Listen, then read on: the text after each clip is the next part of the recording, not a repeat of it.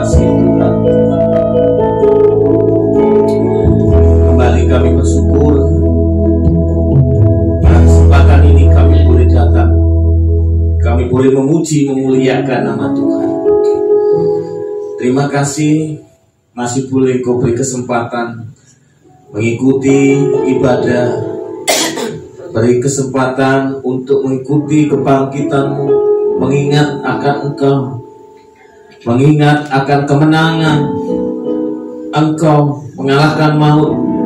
Demikian juga kemenangan kami sebagai orang percaya. Terima kasih Bapa. Berfirmanlah, kami siap mendengar. Di dalam nama Yesus kami berdoa. Amin. Silakan. Salam. Ya, kita akan baca firman Tuhan di dalam Matius pasal 28 ayat 1 sampai 6. Ya, Matius 28 ayat 1 sampai 6. Setelah hari Sabat lewat, menjelang menyingsingnya fajar pada hari pertama minggu itu, pergilah Maria Magdalena dan Maria yang lain menengok kubur itu. Maka terjadilah gempa bumi yang hebat, sebab seorang malaikat Tuhan turun dari langit dan datang ke batu dan menggulingkannya lalu duduk di atasnya. Wajahnya bagaikan kilat dan pakaiannya putih bagaikan salju. Dan penjaga-penjaga itu gentar ketakutan dan menjadi seperti orang-orang mati. Akan tetapi malaikat itu berkata kepada perempuan-perempuan itu, "Janganlah kamu takut, sebab aku tahu kamu mencari Yesus yang disalibkan itu. Ia tidak ada di sini, sebab ia telah bangkit, sama seperti yang telah dikatakannya." Saudara-saudara yang dikasihi Tuhan, kadang hidup kita ini menghadapi hal yang bahagia dan sukacita. Seperti saat kita menunggu kelahiran sang buah hati, ya, itu ada duka cita, ada sukacita. Duka citanya, saudara, ada kekhawatiran. Ini istriku yang melahirkan buah hatiku, bagaimana keadaannya nanti? Apa sesar, apa normal?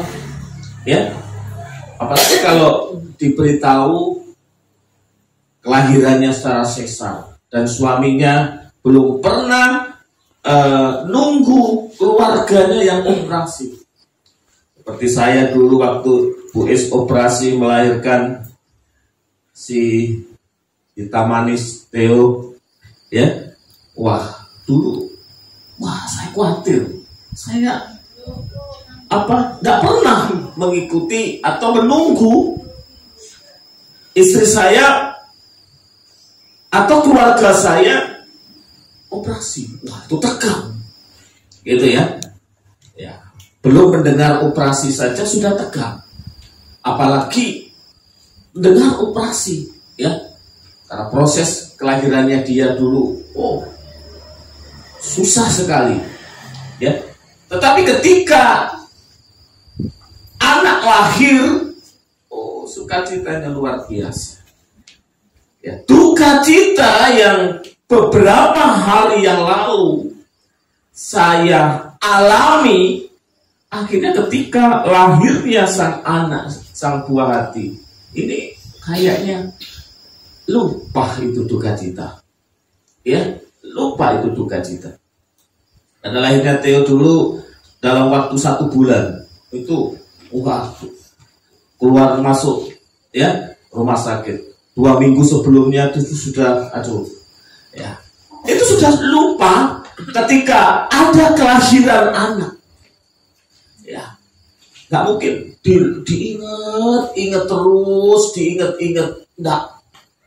Seorang ibu ketika selesai melahirkan, nggak mungkin diingat susahnya, enggak, ya, nggak mungkin diingat susahnya. Tapi susahnya itu jadi lupa karena ada ada buah hati yang dilahirkan. Ada suka, ada duka. Ada duka, ada suka.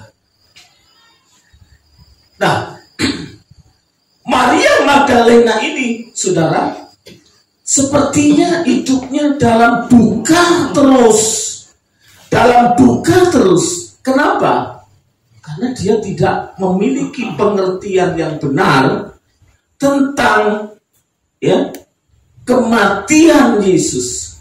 Bahwa kematian Yesus itu tidak berhenti dalam kematiannya, tapi dia akan bangkit. Dia akan bangkit. Yang ada dalam konsep pemikiran Maria Magdalena, sekalipun dia adalah orang yang dekat dengan Yesus, hanyalah kematiannya. Karena kita tahu bahwa konsep orang-orang Yahudi itu berbicara soal Mesias itu bukan membebaskan dari dosa, tapi dia yang menjadi raja yang membebaskan umat Israel itu dari penjajah.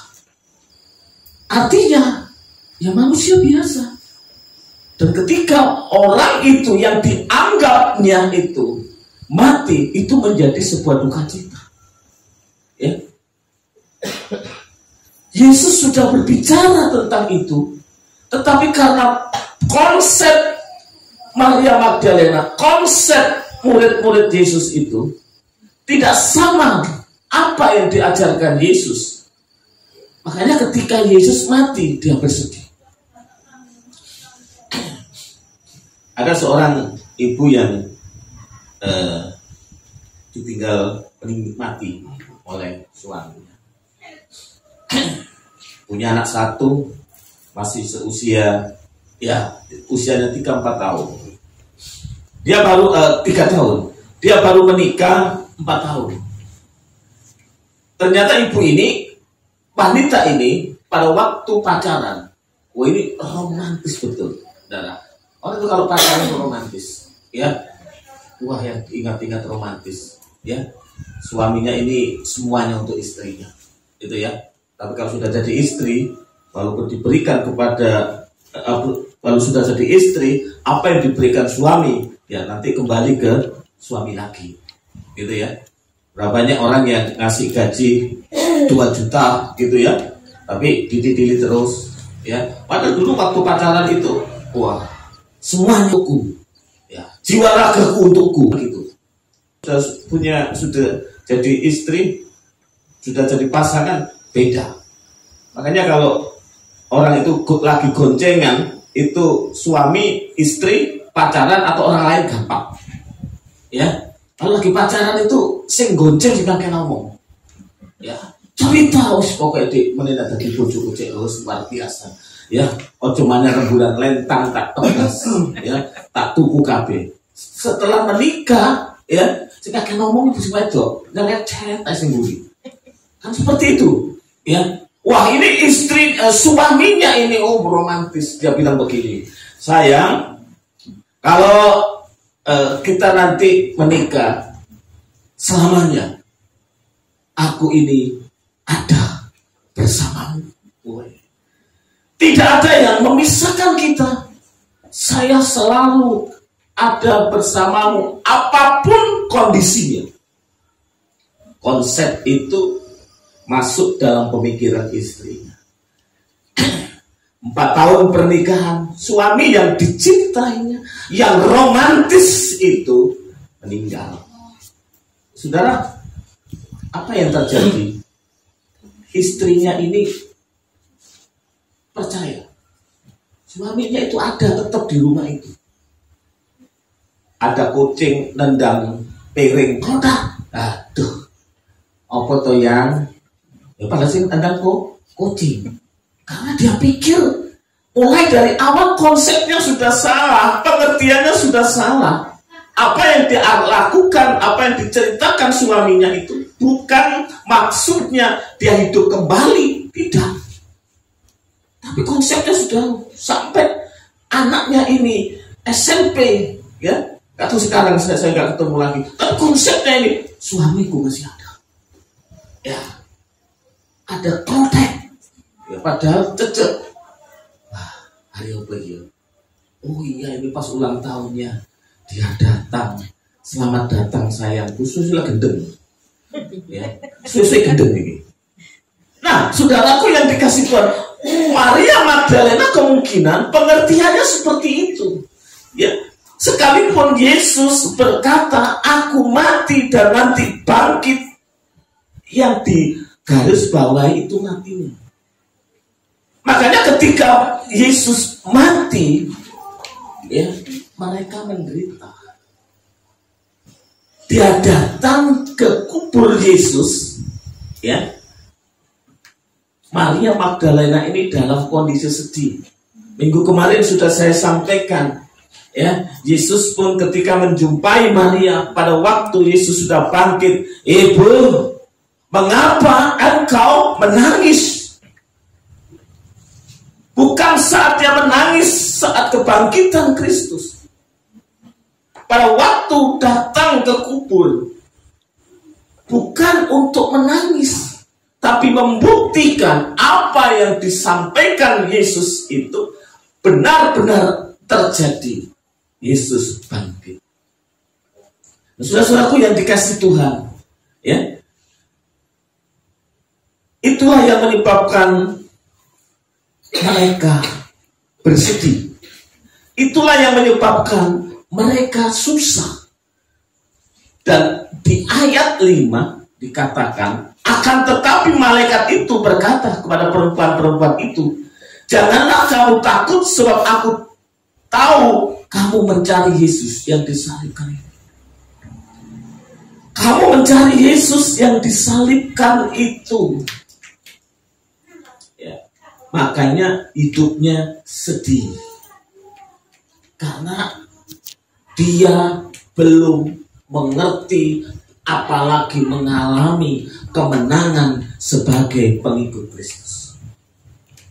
Dia sedih karena tidak paham dan tidak mengalami kebangkitan itu. Ya, dia nggak mengalami sama sekali. Makanya dia sedih. Ya.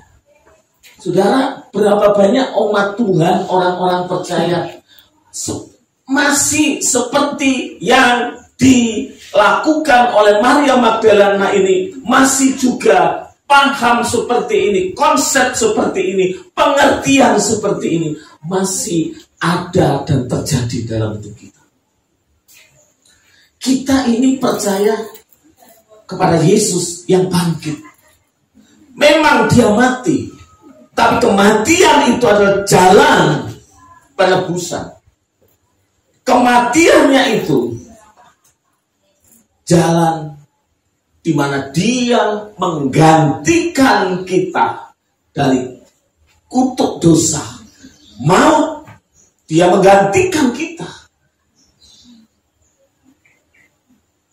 Dia adalah imam. Dia tidak membawa kurban kambing atau domba, tapi membawa dirinya sendiri. Ya, dia mati. Ya, tetapi dia tidak berhenti di kematian itu. Dia bangkit. Saudara, kalau Maria Magdalena itu punya pemikiran seperti itu, dia nggak akan takut. Kalau Kleopas, paman daripada Yesus, mengerti tentang itu, dia nggak akan khawatir dituduh oleh Kaisar Romawi untuk mencuri. Ya, di murid-muridnya pun tetap tenang dan tidak khawatir difitnah, difitnah mencuri gurunya. Enggak, dia tetap tenang. Ya, dia tetap tenang karena dia tahu Yesus yang mati itu sudah bangkit, mengalahkan maut. Ya, tapi bukan seperti itu faktanya, tidak seperti itu faktanya. Maria Magdalena menangis. Ya. Menangis karena mayat beranggapan mayat Yesus dicuri. Menangis, ya, menangis. Malaikat itu berkata, ya, janganlah kamu takut sebab aku tahu kau mencari Yesus yang disalibkan itu. Ia tidak ada di sini. Kenapa engkau takut? Kau berbahagia. Engkau tidak perlu diselimuti oleh kekhawatiran, oleh ketakutan di dalam hidupmu, karena engkau memiliki Tuhan, memiliki juru selamat yang bangkit dari kematian. Berapa banyak orang hari-hari ini sudah menjadi pengikut Yesus yang mati itu?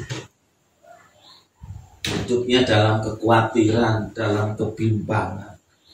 Ini bukan hanya bicara jemaat, ya, tapi hamba-hamba Tuhan, saudara, ngomongnya ada mujizat terjadi, ada kuasa Tuhan terjadi, Tuhan memberkati. Itu kalau di depan jemaat. Tetapi saya seringkali ketemu hamba-hamba Tuhan, ya, masih saja berkata, aduh, zaman sekarang ini sulit ya Pak. Iya, terus kenapa? Nanti dibicarakan itu materi. Dulu persepuluhan jemaat saya itu banyak. Tapi sekarang tinggal 2, 3 karena nggak kerja. Dulu persembahan jemaatku banyak, ya, sehingga aku tidak susah seperti ini. Nah, ini kan aneh, sudah. Karena dia walaupun sebagai hamba Tuhan masih melayani Yesus yang disalib itu. Yesus yang disalib. Makanya saya ini hidup tak kuat, ya. Saya itu berprinsip bahwa selama gereja, program-program kita itu untuk kemuliaan nama Tuhan. Gak penting uang mobil, sedikit atau banyak, bahkan gak ada sekalipun. Kalau Tuhan sudah bilang, berkata, jalan, ya tetap jalan, ya, tetap jalan. Bahkan kalau kita ini ngitung-ngitung kekuatan kita, ya, itu gak berkenan Tuhan. Buktinya, Daud, ya, ketika dipengaruhi oleh iblis, Daud menghitung pasukannya. Minggu kemarin sudah saya sampaikan, ini bukan salah soal menghitung. Tapi ketika dia menghitung dan nanti menang, nama Tuhan tidak dilihat, nama Tuhan tidak dimuliakan. Apa yang terjadi? Pasti dia bilang, oh, pasukanku banyak, pasukanku kuat, makanya aku menang. Makanya PKS ini saya bersyukur, saudara, ya, ya. Karena dengan kondisi seperti ini, saya bisa melihat betapa hebatnya Tuhan itu, betapa luar biasanya Tuhan itu. Kalau hamba Tuhan lain, ya, ketika saya tahu memang sudah umum gitu ya, PKS itu setiap agaknya begini bagi baru, orang pasti bilang begini, enak teman-teman, benatur wake. Saya pikir, iyalah, itu pikiran orang yang melayani Yesus yang disalib, ya. Orientasinya itu kepada materi, orientasinya itu kepada dunia ini, secara logika di dalam dunia ini, secara logika di dalam dunia, ya. Logikanya apa? Ya nggak mungkin nggak punya donatur banyak, ya. Renataru, retreat, unsur omah, corona, PKS tidak.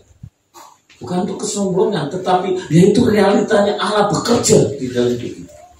Karena kita tidak hidup di dalam penyalipan, tapi kita sekarang hidup di dalam kebangkitan. Kenapa hidup kita masih gelap? Selama saudara kita ini menjalankan perbuatan iman, mujizat tidak pernah. Ya, selama kita mengerjakan iman, memiliki perbuatan iman, kita nggak akan pernah ya dalam kekurangan. Ya, ini saya alami karena saya hidup di dalam kebangkitan, bukan dalam penyaliban. Ya. Karena Yesus yang kalian ikuti, yang dia ada di dalam hati saudara, itu dia Allah yang berkemenangan. Kenapa kita masih hidup dalam kebimbangan? Kenapa kita masih hidup di dalam kebimbangan? Ya. Ada banyak apa-apa Tuhan. Ya, kalau di YouTube dan sebagainya, saudara tahu, saya tinggalkan pekerjaan saya tinggalkan jabatan saya, tapi depositonya banyak. Ya, itu yang tidak diceritakan. Kenapa? Karena dengan menceritakan seperti itu seolah-olah dia adalah orang yang luar biasa, tapi di balik itu dia adalah orang-orang yang munafik. Apa itu yang dikasih Tuhan Yesus? Ya. Jangan gagal paham di dalam mengikut Tuhan. Dalam ayat 6 dikatakan, sebab ia telah bangkit sama seperti yang telah dikatakannya. Melihat kebangkitan Yesus, kita sedang melihat bahwa Tuhan itu Allah yang menggenapi ucapannya. Kalau Anda kepingin tahu janji-janjinya, baca Alkitab. Ya. Orang yang nggak banyak membaca Alkitab, saudara, beberapa minggu yang ini saya diajak orang sharing itu, saudara, berapa banyak mereka hidup di dalam kekalahan, kebimbangan. Kenapa? Dia tidak pernah baca Alkitab. Ya. Bukan orang-orang yang berlabel jemaat, tapi memiliki jabatan-jabatan di dalam struktur organisasi gereja. Beberapa hari yang lalu cerita sama saya ceritakan ya tentang ketakutan dia, tentang cerita bahwa dulu keluarganya orang yang nggak mengenal Tuhan, dia penganut ya, pemegang jimat-jimat dan sebagainya ya.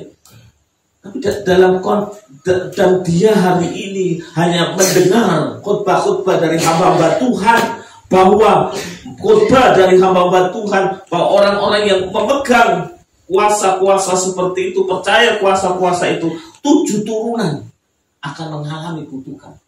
Berhenti di situ, tidak dijelaskan, malah hidupnya dalam ketakutan. Dia nggak pernah baca Alkitab, makanya dia nggak tahu janji Tuhan itu. Murid Yesus, orang yang dekat dengan Yesus, dia mendengar ucapan Yesus, dengan dia mendengar secara langsung pemberitaan Yesus. Itu aja saudara, masih gagal paham. Apalagi kalau kita ini nggak pernah baca Alkitab, ya, nggak pernah baca firman Tuhan. Wah, ini nggak tahu janji Tuhan, makanya dia gagal paham. Ya. Sebab ia telah bangkit sama seperti yang dikatakan. Tuhan saya bukan Tuhan yang pelin-pelan, tapi Tuhan yang bisa dipercaya. Allah yang bisa dipercaya. Dalam kondisi seperti itu, iman Maria Magdalena diteguhkan oleh malaikat itu dengan berkata, "Mari, lihatlah tempat ia berbaring." Kadang perlu visual gitu, kayak Thomas gitu ya, kayak Thomas nggak percaya sama Tuhan ya. Kenapa? Karena kalau saudara melihat di dalam Alkitab, dia beberapa kali tidak mengikuti persekutuan, makanya gagal paham, kehilangan berita tentang kebangkitan itu. Dan Thomas berkata, aku akan percaya kalau aku melihat, memegang dengan tangan sendiri, dan memegang sendiri tangan dia, lambung dia yang kena tombak, aku pegang sendiri, aku baru percaya. Maria Magdalena diteguhkan oleh malaikat, lihat tempat ia berbaring. Iman itu, saudara, tidak melihat tetapi percaya. Ya, bukan melihat dulu baru percaya, itu nggak iman. Mari kita dalam kondisi seperti ini supaya hidup kita ini tetap sehat, hidup kita ini tetap tenang, hidup kita tetap menjadi berkat, hidup kita tetap menjadi saksi. Kita harus memiliki iman yang kuat. Ya. Iman yang kuat. Iman yang tangguh. Ya. Maria Magdalena, karena konsepnya seperti itu, dia datang ke kubur, bawa apa? Rempah-rempah, bawa minyak. Ya. Bahkan minggu kemarin sudah saya sampaikan, saudara, Maria Magdalena ini jual jasa. Kenapa? Dia ngomong sama Yesus yang waktu itu menampakkan diri kepadanya, yang dianggap penjaga makam. Dia ngomong apa? Tunjukkan di mana engkau simpan, aku akan mengambilnya. Saudara-saudaraku yang dikasihi Tuhan, Yesus sudah tidak butuh jasa lagi. Kalau hari ini kita melayani, bukan Yesus butuh dilayani, tapi kita lah yang membutuhkan pelayanan untuk memuji Tuhan, untuk memberi yang terbaik bagi kita. Ya, kita nggak ada yang berjasa di dalam melayani, nggak ada. Baik gembala, diaken, pejabat, jemaat, tidak ada yang memiliki jasa di dalam pelayanan. Kita sama-sama, yang membedakannya adalah apakah kita ini maksimal atau tidak di dalam memberi yang terbaik bagi Tuhan. Ya.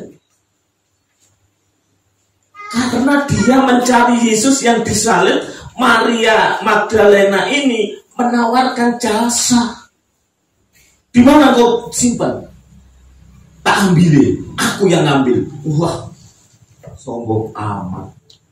Saudara, kadang-kadang orang itu kalau ya masih mencari Yesus sebagai mencari Tuhan Yesus yang disalib, ini kadang-kadang mengandalkan kekuatannya sendiri.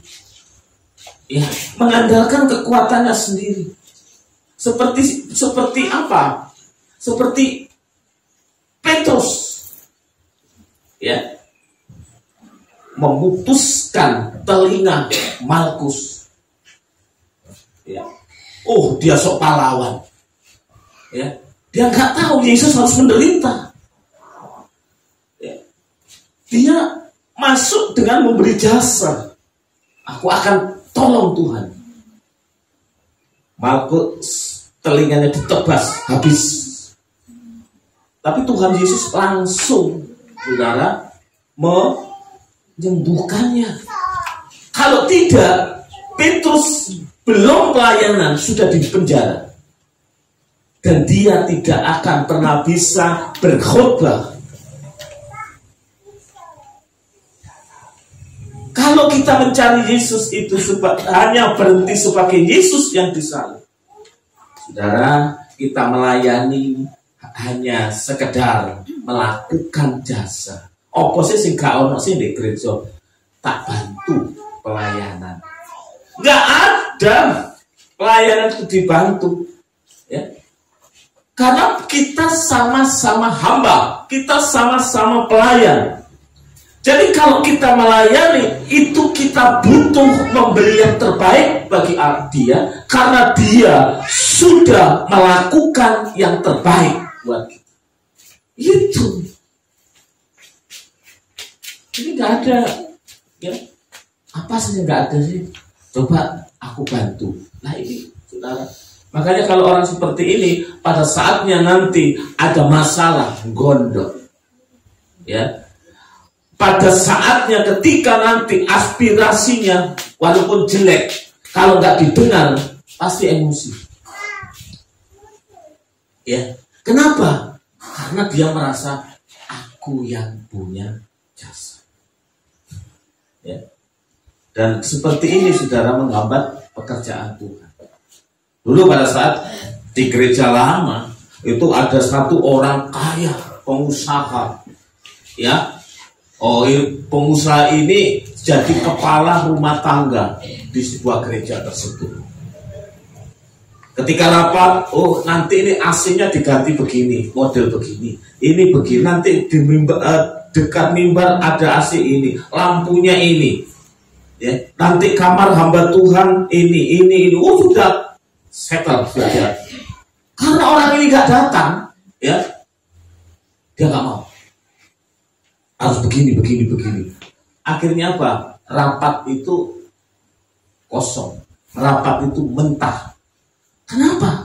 Ada orang kaya, di mana jemaat yang lain, anggota majelis yang lain merasa, oh itu jasanya banyak, ya jasanya banyak, sehingga nggak ada yang berani, ya. Ketuanya saja nggak berani kalau ada orang ini. Kenapa? Konsepnya mencari Yesus yang disalib. Kita sama-sama hamba. Kalau kita bisa memberi yang terbaik, itu karena kasih karunia. Itu karena kita punya hati menyadari bahwa hidup kita ini adalah kesempatan hidup ini kesempatan. Kesempatan memberi, kesempatan melayani. Nah, saudaraku yang dikasih Tuhan, Maria mencari Yesus yang disalib.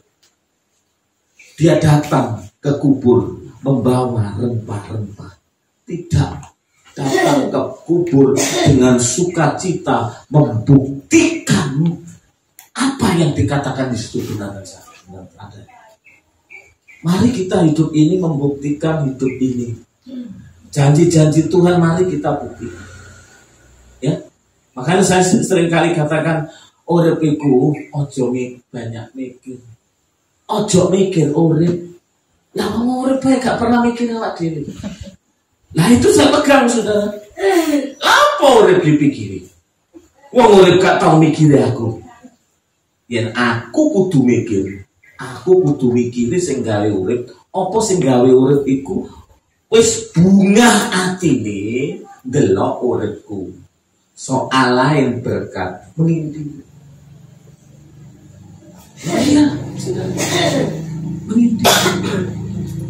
Ya. Kemarin pelayanan di SMU paskanya di Natal. Ya, saya melihat ada orang ayah dulu Jumat kita sano terus saudara. Saya tak kayak duit, iku yo piye. Tapi ya sano saudara. Ya, persembahannya enggak. Kasihan, mau tak kasih duit. Ya, saya ini enggak ada benci. Benci itu enggak ada noro saudara. Ya. Soro gak ada duit. Ya, benci lisan sama soro. Wong ngerti soro, ngerti gak duwe, ati kudu dibunga-bungakan. Kudu akeh-akeh mengucap syukur, mengampuni. Ya. Kita ini punya Tuhan, punya Allah yang hidup. Kematian aja dikalahkan.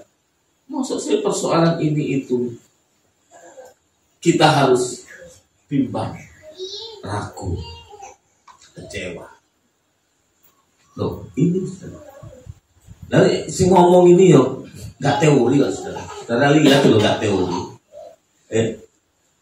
nggak teori, betul, nggak teori.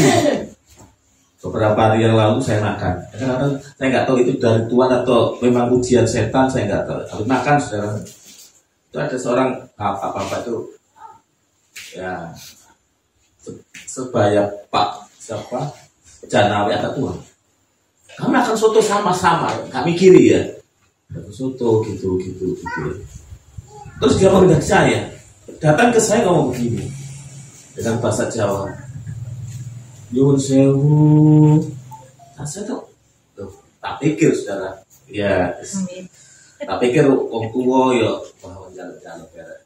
Saya tanya, nggih Pak, ngapunten. Mung kula niki kepengin nyampe bahasanya halus, nyampaikan sesuatu nang sampean. Tantangan sampean labor, tapi berkatnya akeh. Terus dia bilang begini, nyuwun sewu, Pak. Orang satu Pak, karena saya dilihat, waduh, ya, iki Pak, setan kula doyan. Demit orang boleh, tapi abot anggone sampean iki ngudidaya. Saya tak mikir ini sopo gitu saudara. Sampai sekarang ini sopo. Gitu. Nek malaikat kok yo mangan soto gitu saudara. Ya, ono malaikat mangan soto. Sing mangan soto ku yo anak dhewe. Ya, ono soto babat, soto ayam. Nah kita lihat mangan soto. Podo-podo makan soto gitu. Saya enggak langsung ngomong dia dari Tuhan atau enggak. Saya gitu loh, tangan saya lihat dulu. Aduh, setelah itu, saudara, orangnya tua sekali, ya. Setelah selesai, ya, lewat di belakang saya, waduh, saya nggak tahu di sudut pandang dia itu apa. Permisinya itu ampun. Setelah itu, ya, saya habis, saya berdiri, saya lihat, lo nang tidak harus. Jadi malaikat mangan soto tapi kedua kalah. Cuma sopo kata pikiri gitu ya. Saya itu tidak saya pikiri. Tapi yang menjadi apa hal yang memberi kekuatan bagi saya adalah satu hal. Tuhan yang kita sembah itu Tuhan yang hidup. Ojo kuatir, ojo wedi, ya kan? Ben gak loron, ya. Ben gak masuk ini juga obat, ya kaya juga penting, gitu ya. Bisa di dalam nama Yesus, ya. Wis kuat, ngono, ya. Wis ati ditoto, pikiran ditoto, sehat. Ya. Hati ditoto, pikiran ditoto, sehat. Wis salah. Ojo mana Pak Dewi wong kiri, sing sugih lho, saiki yo ngelu. Saya percaya kita ini punya Tuhan sing sanggup dan tidak mungkin membuat kita ngeluh. Nek awak dhewe sing ngeluh, sing kita pikir ku urip lho. Ojo mikir urip kok. Pikirana sing gawe urip. Lah kowe gak tau dipikir urip kok. Asli bingung iki. Aku yakin asli bingung. Ngomong apa sih? Gak ngurus, ya toh. Ya. Ojo mikir urip. Orang gak pernah mikir kita. Tapi pikirono sing gawe urip, apa sing gawe urip iku? Bunga ati. Delok awak dhewe. Ya, inilah tingkah jalan orang-orang yang mencari Yesus yang bangkit. Semuanya bagaimana dia selamat. Dan Tuhan terus memberkati, mencukupkan kebutuhan kita. Dia tidak akan pernah ingkar janji. Janjinya ya dan amin. Tuhan Yesus memberkati. Tuhan Yesus, terima kasih. Tolong kami dan hidup kami ini. Seringkali kami masih terjebak oleh kemanusiaan kami. Kami hanya mencari Yesus yang disalib. Kami tidak menyadari betapa Yesus yang bangkit itu, dia yang memberi kekuatan, pertolongan. Fokus kami tidak lagi pada penderitaan, tapi fokus kami kepada kemenangan yang sudah terjadi, yang sudah dimiliki, yang sudah dimenangkan oleh Tuhan Yesus. Terima kasih, Engkau memberkati kami semua. Terima kasih Tuhan. Terpujilah Engkau kekal selamanya. Berkati kami semua. Di dalam nama Yesus kami berdoa. Amin.